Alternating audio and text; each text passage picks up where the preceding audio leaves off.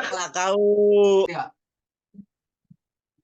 Assalamualaikum warahmatullahi wabarakatuh. Kami dari kelompok 1 ingin mempresentasikan tentang pendidikan. Yang pertama kami anggotanya Sony Pratama, Rapisya Putra, Paresa, Agung Istiadi Arahmat, Bayu Mangunsong. Poin pertama, A. Etimologi pendidikan yang akan dibawakan oleh Rapisya Putra. oke. A. Etimologi pendidikan. Secara etimologis, kata pendidikan berasal dari kata dasar didik yang mendapat imbuhan awalan dan akhiran pean, berubah menjadi kata kerja mendidik yang berarti membantu anak untuk menguasai aneka pengetahuan, keterampilan, sikap, dan nilai yang diwariskan dari keluarga dan masyarakatnya. Adapun pengertian pendidikan menurut para ahli, yang diantaranya yaitu poin 1. Menurut Ki Hajar Dewantara, Bapak Pendidikan Nasional Indonesia, menurut Ki Hajar Dewantara bahwa pengertian pendidikan adalah tuntutan di dalam hidup tumbuhnya anak-anak. Adapun maksudnya pendidikan yaitu menuntun segala kekuatan dokrat yang ada pada anak-anak itu agar mereka sebagai manusia dan sebagai anggota masyarakat dapatlah mencapai keselamatan dan kebahagiaan setinggi-tingginya. Oke, Yang kedua, terminologi pendidikan akan dibawakan oleh Bayu Mangunsong. Oke, B. Terminologi pendidikan. Secara terminologi, para ahli mengemukakan berbagai pendapat terkait dengan pendidikan.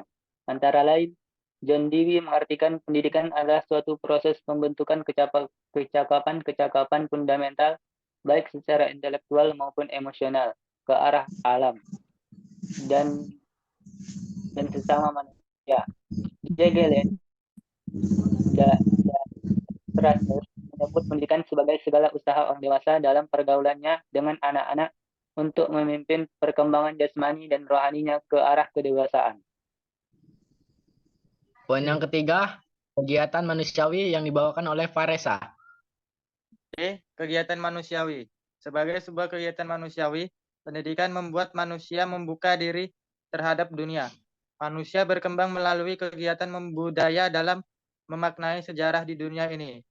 Memahami kebebasannya yang selalu ada dalam situasi agar mereka semakin mampu memberdayakan dirinya.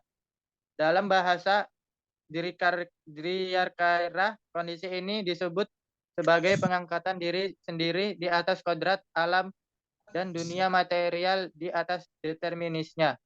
Sebagai sebuah kegiatan manusiawi, pendidikan juga menyertakan dimensi penggolongan kelas dalam corak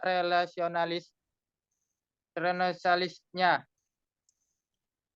Poin yang keempat akan dibawakan oleh Agung Istiadi Arahmat tentang tindakan edukatif. D. Tindakan edukatif. Pengertian edukatif menurut para ahli.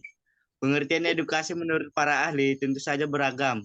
Meski beragam secara garis besar memiliki maksud yang sama. Lantas seperti apa si pendapat mereka? Langsung saja simak ulasannya sebagai berikut. 1.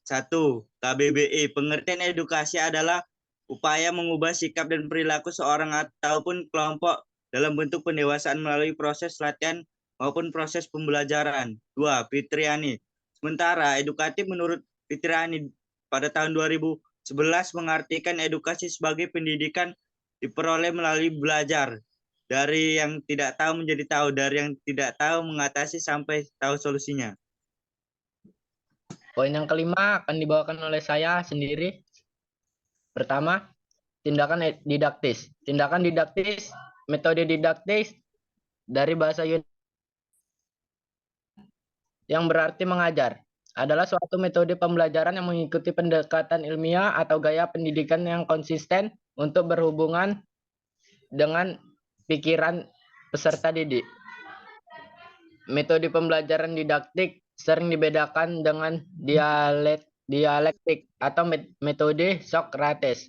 Istilah ini juga sering merujuk pada suatu metode didaktik tertentu, seperti didaktik konstruktivistik.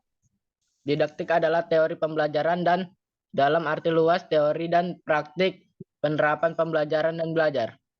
Berbeda dengan matetik, sebuah ilmu belajar, didaktik hanya merujuk pada ilmu pembelajaran. Poin yang keenam, generasi yang sedang bertumbuh dibawakan kembali oleh Rapi Syaputra. Oke. Generasi yang sedang bertumbuh.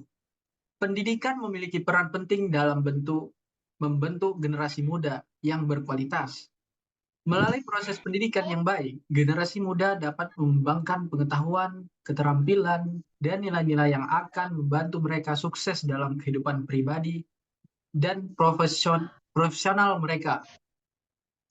Namun, masih ada banyak tantangan yang dihadapi sistem pendidikan saat ini. Dalam artikel ini, kita akan membahas mengenai peran pendidikan dalam membentuk generasi muda yang berkualitas dan beberapa langkah yang dapat diambil untuk meningkatkan sistem pendidikan.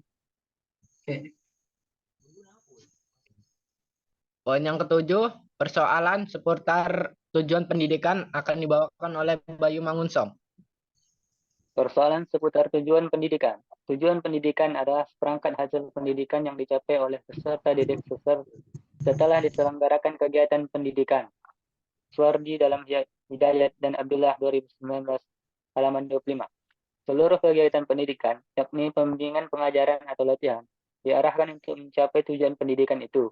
Tujuan pendidikan nasional adalah mencerdaskan kehidupan bangsa dan mengembangkan manusia Indonesia seutuhnya, yaitu manusia yang beriman dan bertakwa terhadap Tuhan Yang Maha Esa, dan yang berbudi pekerti luhur, memiliki pengetahuan dan keterampilan kesehatan jasmani dan rohani. Jadi, kesimpulan dari pendidikan adalah satu, bangsa Indonesia telah berusaha untuk meningkatkan kesesuaian dan mutu pendidikan karakter melalui sekolah-sekolah, terutama sekolah menengah pertama atau SMP, karena anak usia SMP sangat cocok untuk diberi pembelajaran tentang pendidikan karakter.